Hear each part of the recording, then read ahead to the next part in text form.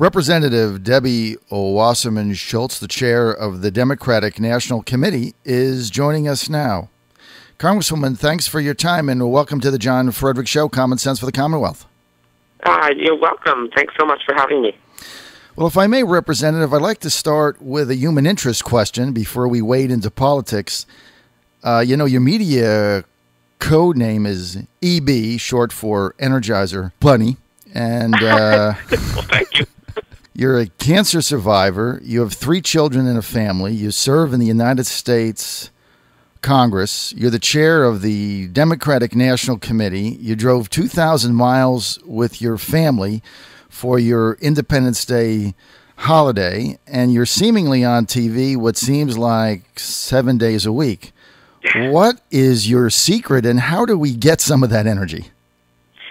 Well, I really believe that it's so important that we all make a personal commitment to making the world a better place. I really believe that we all need to make a commitment to making the world a better place and doing it in our own way.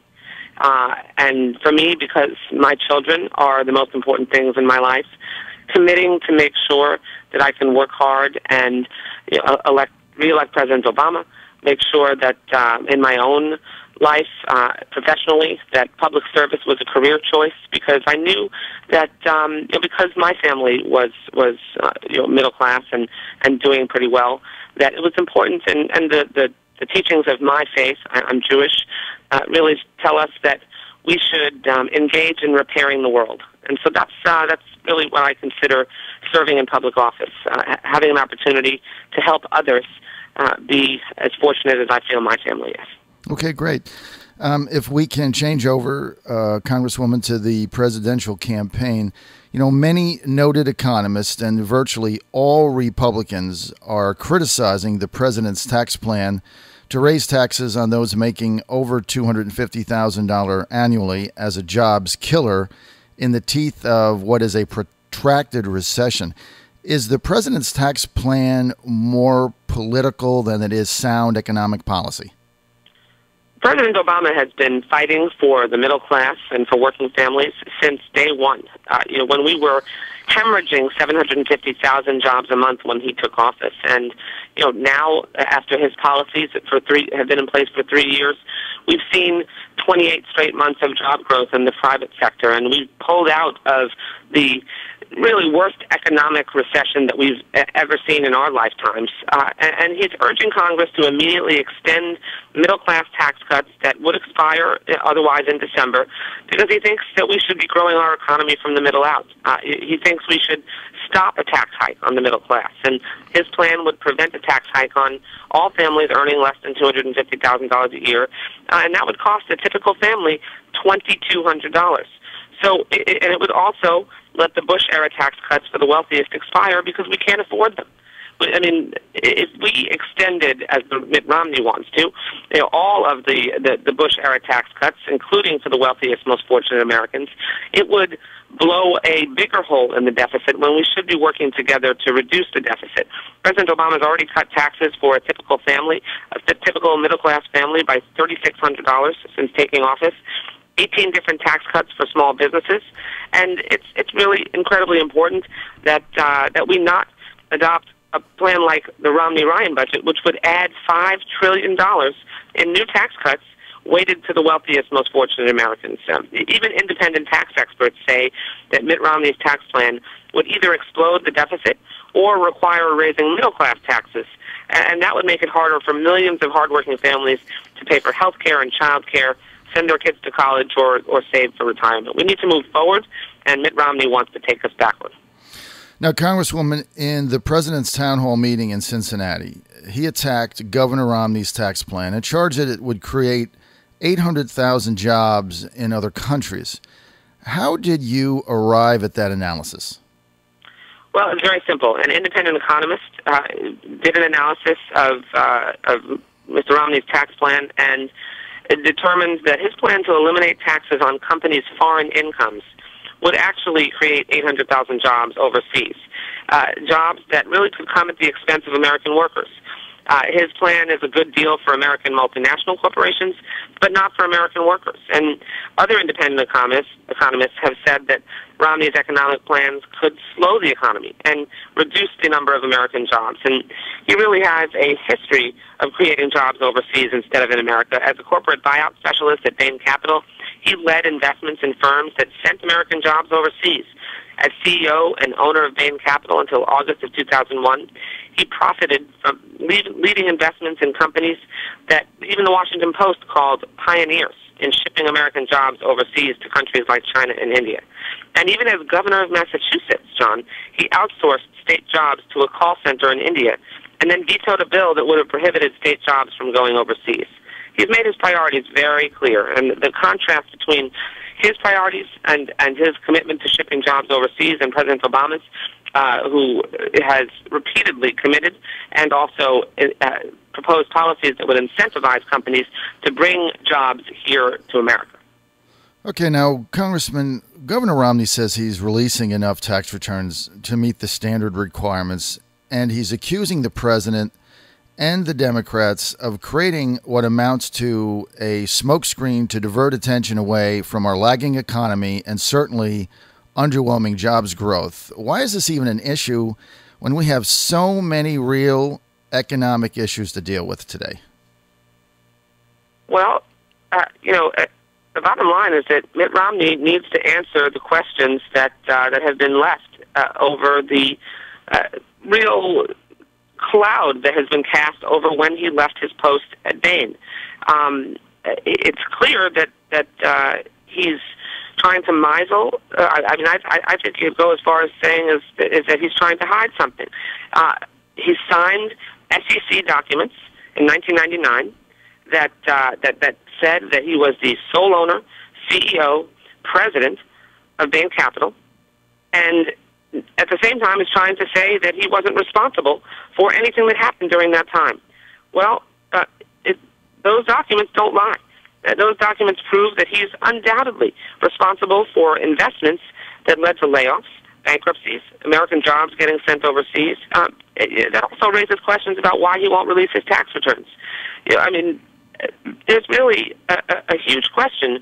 Mitt Romney has released 1 year of tax returns.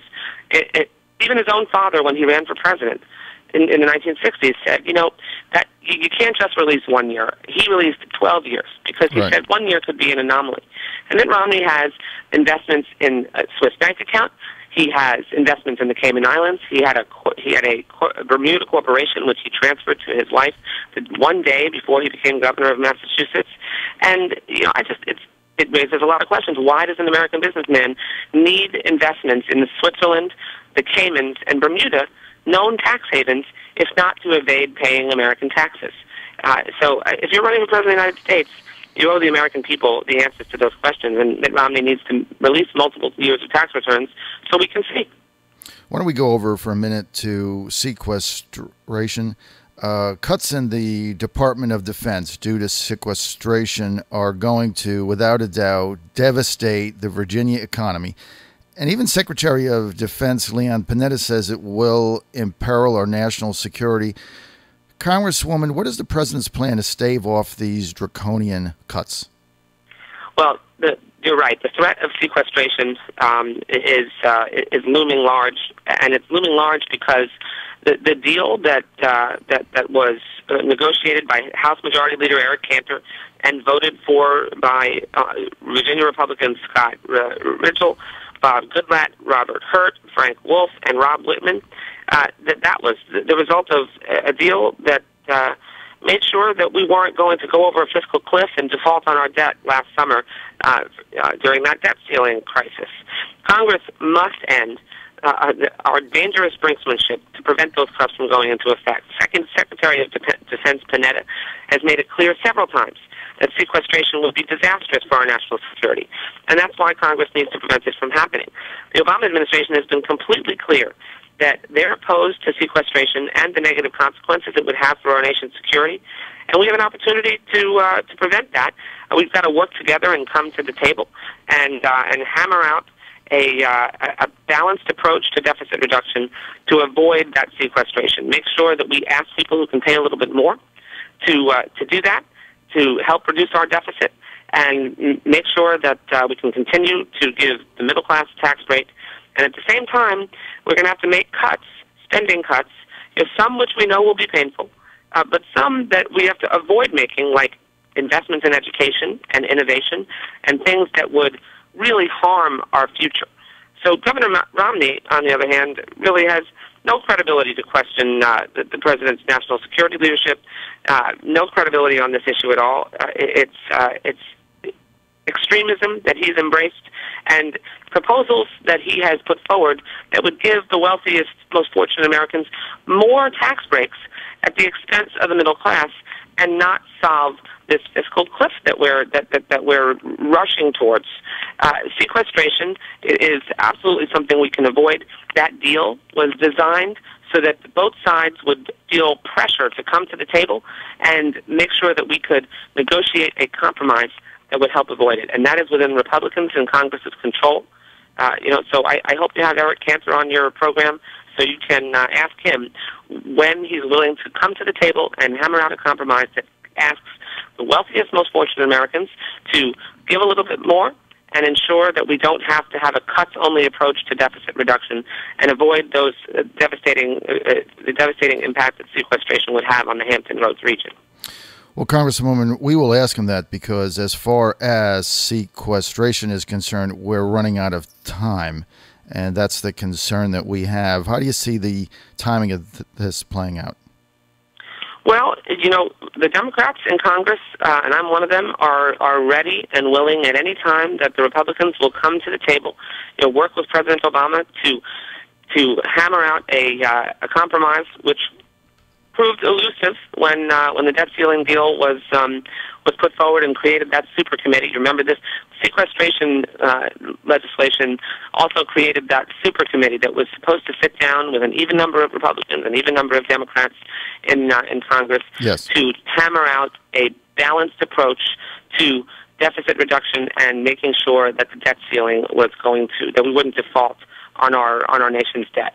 Right. And they were unable to do that, quite frankly, because Republicans, and Eric Cantor was one of those members that was on the super committee, refused to take anything other than a cuts-only approach to deficit reduction. And we've had independent economists say repeatedly, in addition to Ben Bernanke and others, other economists, the Secretary of the Treasury as well, that if you only focus on cuts when it comes to reducing our deficit, it's really dangerous for the economy, that we could slow or even halt what is already a fragile recovery. And we just can't allow that to happen. So anytime the Republicans are ready to come to the table and sit down and work out a balanced approach to how we deal with deficit reduction and addressing the debt ceiling going forward, Democrats are sitting at the table. The empty chairs are across the way from us. Congresswoman, thank you for your time. Best of luck on the campaign trail, and we will have you back on soon. Thank you so much. I look forward to it. Thanks, John. Take care. Bye-bye. Thank you.